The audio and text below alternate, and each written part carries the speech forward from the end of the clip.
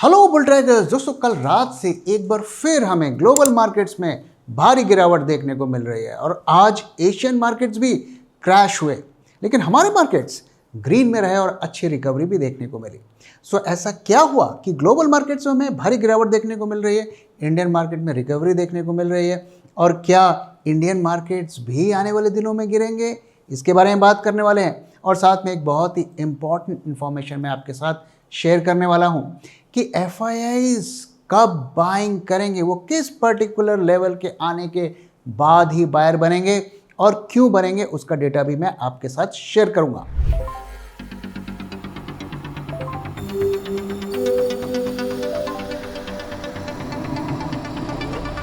जब मार्केट की हो बात, बेटर आस्क बुल ट्रैक।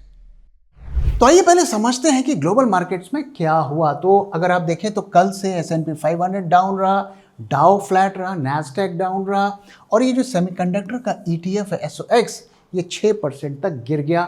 और जो मेमोरी और चिप्स के स्टॉक्स थे उसमें भारी गिरावट देखने को मिली। माइक्रॉन करीब 11% डाउन रहा, सैनडिस्क भी 10.5% डाउन रहा, applied material 10% down, Intel 10% down.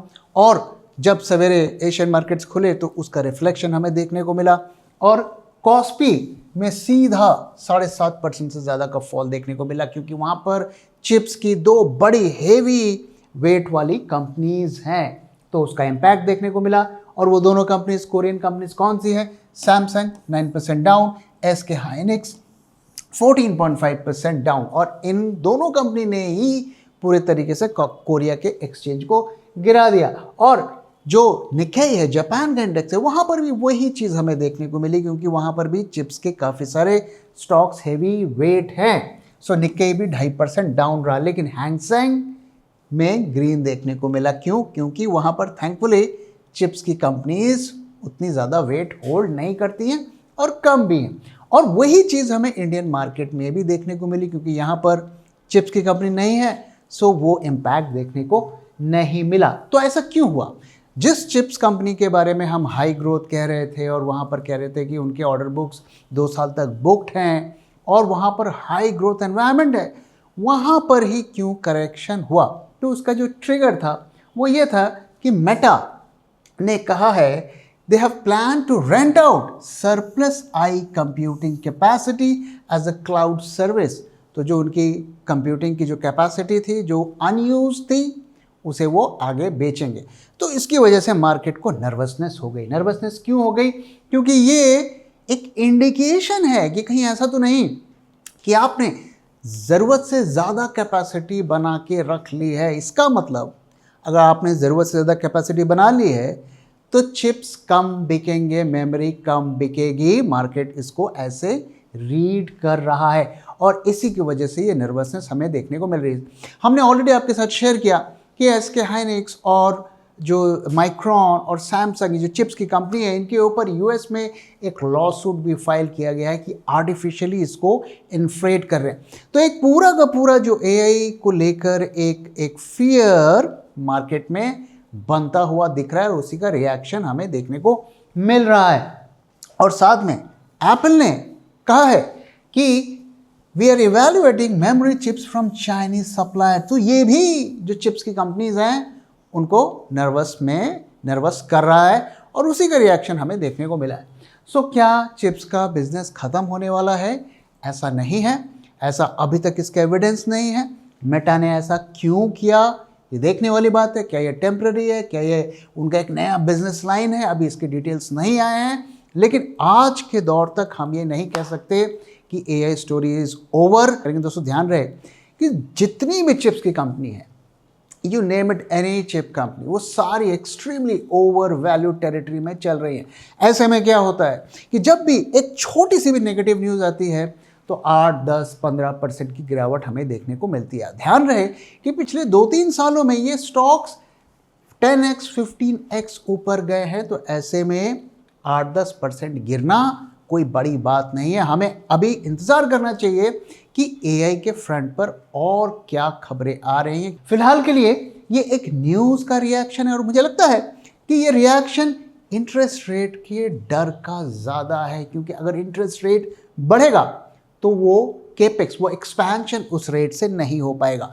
सो ये कॉम्बिनेशन ऑफ रीजंस हैं जिसका इम्पैक्ट हमें देखने को मिला। सो आज का अगर आप मार्केट देखें तो मार्केट की रैली का जो सबसे बड़ा रीजन था वो था निफ्टी आईटी। 3.64% का गेन देखने को मिला। सभी स्टॉक्स इस इंडेक्स के अप थे। इन्फोसिस 5.8%, एम्फेसिस भी 5% से ज़्यादा, कोफोर्ज, एचसीएल, परसिस्टेंट सारे 5% अप थे। सो क्या ये एक बड़े रिकवरी का इंडिकेशन है? दोस्तों हमें ये नहीं बोलना चाहिए कि आईटी इंडेक्स 30% गिर चुका है एक साल में, और इस तरीके के जो बाउंसेस हमने पहले भी कई बार देखे हैं। सो सबसे बड़ा जो इंडिकेटर है ईयरली बेसिस पर 30% का फॉल कुछ कह रहा है। तो ये जो आज का राइज है, ये शॉर्ट कवरिंग भी आप कह सकते हैं या एक टेक्निकल बाउंस भी आप कह सकते हैं, ये इंडिकेशन नहीं है कि आईटी सेक्टर में टर्न अराउंड हो रहा है। इस तरीके के कई बाउंस हम पहले भी देख चुके हैं। सो आईटी इंडेक्स 30% 2026 में गिर चुका है, और जो करीब 5 ईयर के लो के लेवल पर चल रहा था। काफ़ी सारा पैनिक सेक्टर में देखने को मिल रहा था, क्योंकि इन्फोसिस में भी काफ़ी गिरावट हो गई थी, टीसीएस भी गिर रहा था। So first strong green after 4 straight losing session. तो 4 दिन से आप गिर रहे हो, और ऐसे में एक टेक्निकल बाउंस की पॉसिबिलिटी होती है। शॉर्ट टर्म के ट्रेडर शॉर्ट करते हैं, उसकी बाइंग होती है, कवरिंग होती है। और इसका जो ट्रिगर क्या था, ट्रिगर आप देख सकते हैं कि जब एआई को, जो हमारे आईटी सर्विसेज कंपनीज को एआई का एंटी ट्रेड माना जाता है, यानी कि ऐसा माना जाता है हमारे यहाँ कि अगर एआई खराब करेगा तो हमारे आईटी सर्विसेज कंपनी अच्छा करेंगी। मैं इस थ्योरी में यकीन नहीं करता, लेकिन मार्केट में कई प्लेयर्स इसको मानते हैं, तो उसका भी रिएक्शन ज़रूर हुआ होगा।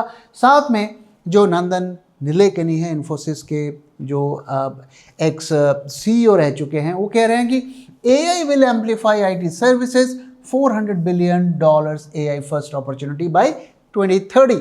सो कहीं ना कहीं उनके जो इन स्टेटमेंट्स हैं उससे भी कुछ पॉजिटिव सेंटिमेंट्स हमें देखने को मिला है। कई लोग खास करके इन्फोसिस के फॉल के बाद आईटी सर्विसेज में जो एवरेजिंग करने का भी सोच रहे हैं, और किया भी होगा। परसिस्टेंट में भी हमें बड़ी गिरावट देखने को मिली, और इस सब का एक इम्पैक्ट देखने को मिला। इसकी वजह से बाइंग आईटी में हुई है, और इसी का इम्पैक्ट निफ्टी में देखने को मिला, और निफ्टी ग्रीन में आज आया।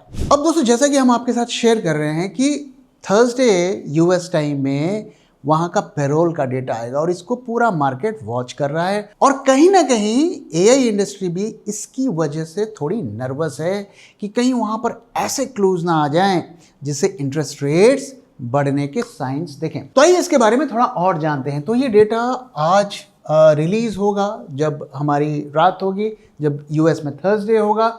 और ध्यान रहे कि जुलाई 4 को यूएस में हॉलिडे है, तो उसका स्ट्रॉन्ग रिएक्शन आज देखने को मिल सकता है। अगर डेटा ने हमें पॉजिटिवली सरप्राइज किया, अच्छी शॉर्ट कवरिंग और रैली भी देखने को मिल सकती है, और अगर नेगेटिवली सरप्राइज किया तो बड़ा फॉल भी देखने को मिल सकता है। तो काफ़ी उतार चढ़ाव आज देखने को मिल सकता है। फेड अभी इंटरेस्ट रेट्स को होल्ड कर रहा है, और जो नए फेड चेयरमैन है केविन वॉर्श, उन्होंने 2% इन्फ्लेशन का टारगेट जो फेड का है उसको मीट करने की बात कही है। ध्यान रहे अभी इसके दुगने से ज़्यादा इन्फ्लेशन वहाँ पे चल रहा है। सो मार्केट ऐसा बिलीव कर रहा है कि वो इंटरेस्ट रेट्स को टाइट करेंगे। अब ये जो पेरोल का डेटा आने वाला है, ये कैसा आने वाला है? इससे पहले मैंने आपके साथ एस्टिमेट शेयर किए थे। अब जो नए एस्टिमेट्स आए हैं वो मैं शेयर करता हूँ। सो मई के महीने में 172,000 के करीब ये डेटा आया था, और अब इससे कम आ सकता है। तो ये इंडिकेटर होगा बिग कूल डाउन प्राइसिंग का। तो इन्फ्लेशन कम होने का ये इंडिकेशन हो सकता है, ये पॉजिटिवली सरप्राइज कर सकता है। अनएम्प्लॉयमेंट रेट में कोई मेजर बदलाव नहीं होगा। Steady low hire low fire market है, यानी कि ना लोगों की नौकरियां जा रही हैं ना जॉब्स बढ़ रही हैं। कहीं ना कहीं ये भी इन्फ्लेशन पे एड करता है, क्योंकि वो जो सैलरीज है वो उसी लेवल पर बनी हुई हैं। एक जिसे कहते हैं ना स्टिकी इन्फ्लेशन की सिचुएशन बनी हुई है। एवरेज आर्ली अर्निंग यहाँ पर आप देखिए कि बढ़त देखने को मिल सकती है। सो ये भी इन्फ्लेशन को बढ़ाने में मदद करेगा। वेजेस टिकिंग अप इन्फ्लेशन का रिस्क है। और एडीबी प्राइवेट जॉब्स, इसका भी अगर आप देखें कि हायरिंग का जो मोमेंटम है वो भी स्लो होता हुआ दिख रहा है। सो मिक्स सिग्नल्स देखने को मिल रहे हैं, लेकिन कहीं से भी ये इंडिकेशन नहीं है कि इन्फ्लेशन कम होता हुआ दिख रहा है। इन्फ्लेशन जिसे कहते हैं ना स्टिकी इन्फ्लेशन बरकरार है। तो अभी यहाँ पर सिचुएशन क्या है, क्या इंटरेस्ट रेट बढ़ेंगे नहीं बढ़ेंगे? सो अगर यहाँ पे यूएस में लोग क्या कह रहे हैं कि strong print plus sticky inflation strengthens the Fed hike case. Bank of America का कहना है कि इस साल 3 रेट हाइक्स होंगे, 3 हाइक्स इन 2026, ऐसा वो फोरकास्ट कर रहे हैं। वीक प्रिंट क्या है? Relief for EM flows, either way thin holiday liquidity can exaggerate tonight's move. तो जैसा कि मैंने कहा कि फ्राइडे को यूएस में छुट्टी है, तो जो भी डेटा आएगा उसका एक बड़ा रिएक्शन बाजार में हमें देखने को मिल सकता है। If a cat wants to be a lion, it needs to lose its appetite for rats. What do you want to be? Bulltrack Global Portfolio. Think big, think global. अब आइए इंडिया स्पेसिफिक बात करते हैं। देखिए ये बात तो मोटा मोटा तय है कि इस साल कम से कम 1 रेट हाइक होगा। अब 2 होता है या 3 होता है ये हम नहीं कह सकते, कई लोग कह रहे हैं कि 3 भी हो सकता है। सो इसका इम्पैक्ट ये है कि इंडिया में भी रेट हाइक्स होंगे, या कम से कम हम रेट कट्स कट नहीं कर पाएंगे, क्योंकि मैंने आपके साथ शेयर किया कि अगर ऐसा होगा तो हमारी करेंसी और ज़्यादा वीक होगी। और नॉर्मली जो भी मेजर इकॉनमीज होती हैं वर्ल्ड में वो फेड के डायरेक्शन में ही जाती हैं। तो ऐसे में पहले हम रिस्क की बात करते हैं कि इंडिया में रिस्क क्या है। सो नॉन फॉर्म जो पेरोल का डेटा यूएस में आने वाला है, strong print revives Fed hike fear FII outflow pressure. तो अगर ऐसा होता है तो एफआईए का आउटफ्लो बढ़ेगा। Fed versus RBI, market price and RBI cut. तो बैंक के स्टॉक्स चढ़ रहे हैं जब से ईरान वॉर खत्म हुई है, क्योंकि मार्केट एक्सपेक्ट कर रहा है कि यहाँ पर रेट कट्स होंगे, बट फेड हाइक के चांसेस बहुत ज़्यादा है। तो ऐसे में दोनों कॉन्ट्रडिक्शन देखने को मिल रहा है, जैसा कि मैंने आपके साथ शेयर किया। Spill over, AI capex doubt can hit Indian ITs a story in Q1 guidance. देखिए नंदन नीलेकनी कह रहे हैं कि एआई की वजह से हमारी आईटी इंडस्ट्री में ग्रोथ आएगा। अगर एआई में स्लो डाउन आएगा तो हमारी आईटी इंडस्ट्री में फिर कैसे ग्रोथ आएगा? तो अब देख रहे हैं कि काफ़ी सारे कॉन्ट्रडिक्शन भी यहाँ पर है। और साथ में जो सबसे बड़ा रिस्क है ईरान, अभी भी वहाँ पर ऑन ऑफ चल रहा है। So talks are binary, a break down sends crude straight back up. दोस्तों ध्यान रहे, अभी MOU साइन हुआ है, फाइनल डील साइन नहीं हुई है। तो जब तक वो साइन नहीं होती है, और 60 दिन का टाइम है जिसमें से 1 हफ्ते से ज़्यादा निकल चुका है, अगर वो डील साइन नहीं हुई तो फिर क्या होगा मार्केट में, ये आपको पता है। अब आइए बहुत ही एक इंपॉर्टेंट चीज़ के बारे में बात करते हैं। FII कब आएंगे और क्यों FIIs इंडिया को सेल कर रहे हैं लगातार? सो आप में से काफ़ी लोग इस बारे में बात करते हैं, हम भी बात करते हैं, और जनरल जो एजम्पशन ये है कि हमारे यहाँ ग्रोथ नहीं है, हमारे यहाँ ये नहीं है, करेंसी वीक हो रही है, रिटर्न कम हो रहे हैं, ब्ला ब्ला ब्ला ब्ला। लेकिन अगर डेटा में देखें, अगर हम डेटा में देखें कि क्यों FIIs इंडिया को सेल कर रहे हैं और बाकी कंट्रीज़ को बाय कर रहे हैं, हम सिर्फ प्योरली डेटा की बात कर रहे हैं, हम यहाँ कोई भाषणबाजी नहीं करेंगे। सो देखिए यहाँ पर अगर हम यील्ड प्रीमियम देखें, अब इसको हम थोड़ा समझते हैं कि जब भी कोई FII बड़ा इंस्टीट्यूशन, ग्लोबल फंड किसी भी कंट्री में इन्वेस्ट करता है तो वो सोचता है, पहले डिस्कस करता है कि हम यहाँ पर इक्विटी में पैसा लगाएं या बॉन्ड में लगाएं। बॉन्ड में लगाएंगे कितना इंटरेस्ट रेट मिलेगा, और वहाँ तो बॉन्ड में तो फिक्स इंटरेस्ट रेट मिलता है क्योंकि वो गवर्नमेंट बॉन्ड्स पे लगाते हैं। इक्विटी में जब वो लगाते हैं तो उनके रिस्क बढ़ते हैं, और वो देखते हैं कि हम बॉन्ड से कितना ज़्यादा कमाएंगे। अगर बॉन्ड में रिटर्न इक्विटी के बराबर या उससे ज़्यादा हो तो वो बॉन्ड में लगाते हैं।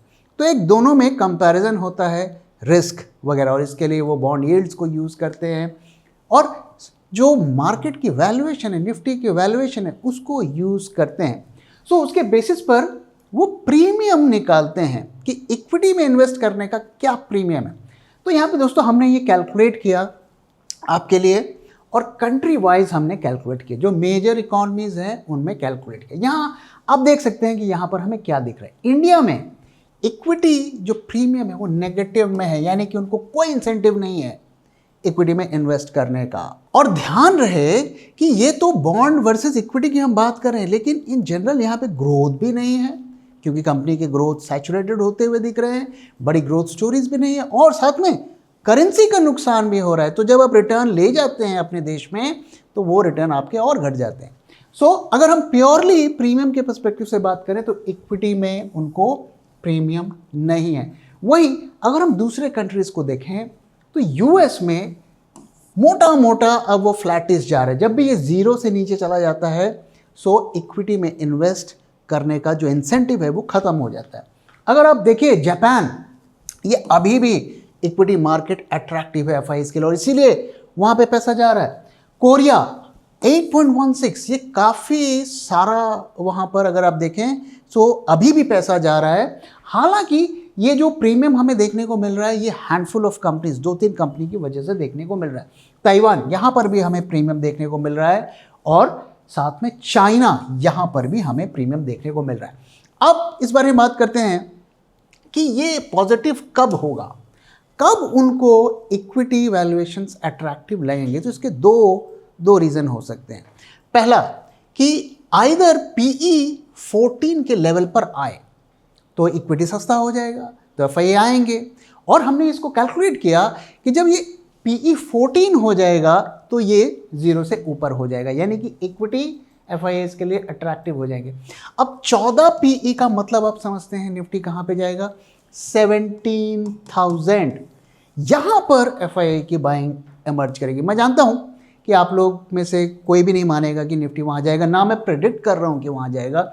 मैं सिर्फ ये कह रहा हूँ कि अगर आप एफआईआईज को बाइंग करता हुआ देखना चाहते हैं, सस्टेनेबल बाइंग, सो जब तक पीई 14 जो कि ट्रांसलेट होती है 17K पर, जब तक नहीं आएगा बड़े स्केल पर सस्टेनेबल एफआईआई बाइंग नहीं होगी, क्योंकि डेटा यही बता रहा है। दूसरा तरीका क्या है, दूसरा तरीका यह है कि आपके बॉन्ड यील्ड्स गिर के 4.5% पर आ जाए, यानी कि 2% से ज़्यादा का ड्रॉप हो जाए। ऐसे में क्या होगा, एफआईआईज के लिए बॉन्ड अट्रैक्टिव नहीं रह जाएंगे, सो वो बॉन्ड से पैसा निकाल कर इक्विटी में डाल सकते हैं। इसकी एक पॉसिबिलिटी, हालांकि उसकी संभावना कम है। क्यों?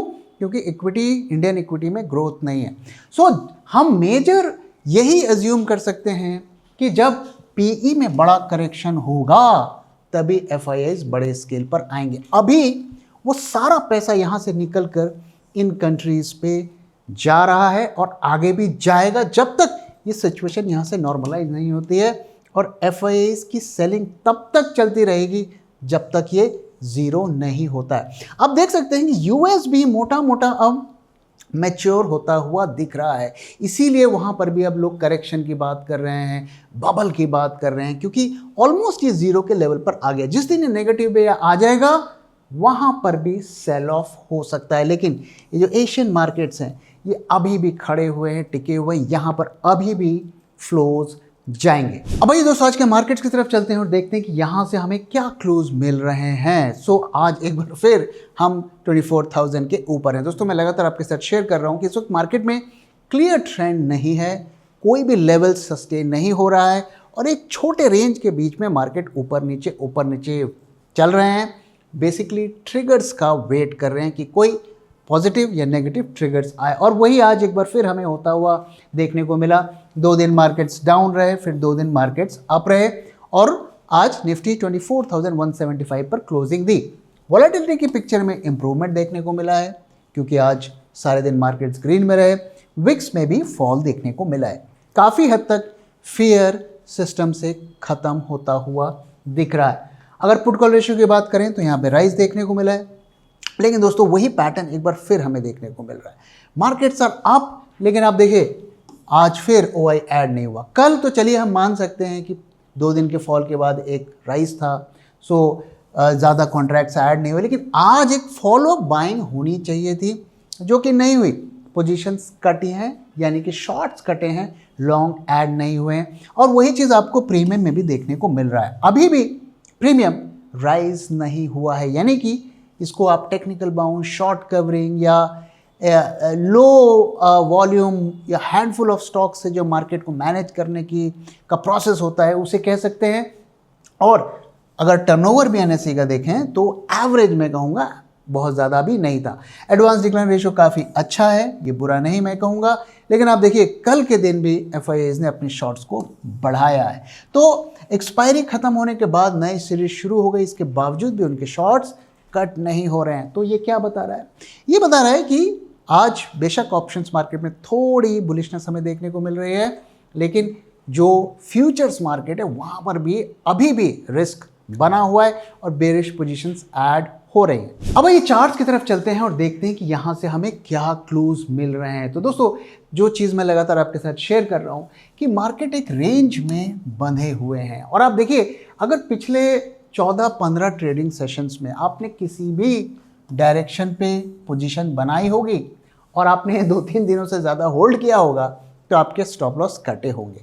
सो ये सिचुएशन उस तरीके की नहीं है कि आप लंबे ट्रेंड की पोजीशन बनाएं, और इसीलिए हम लगातार आपके साथ शेयर भी कर रहे हैं कि ये मार्केट ऑप्शंस बायर का नहीं है, ऑप्शन सेलर्स का है, हेजिंग का मार्केट है, और वही चीज़ हमें यहाँ पर देखने को मिल रही है। सो इस तरीके की सिचुएशन बनती है, 3 ग्रीन कैंडल, लोगों को लगता है अब बुलिशनेस आ गई, फिर आपको यहाँ पे 3 रेड कैंडल्स मिल जाते हैं। तो वही सिचुएशन देखने को मिल रही है। अभी भी मार्केट इस रेंज में बंधे हुए हैं। हमने आपके साथ शेयर किया था कि अगर आपने बेरिश पोजीशन बनाई है तो ये आपका स्टॉप लॉस है, और आज ओपनिंग में ही ये कट गया। सो अभी वापस से सिचुएशन वहीं पर है।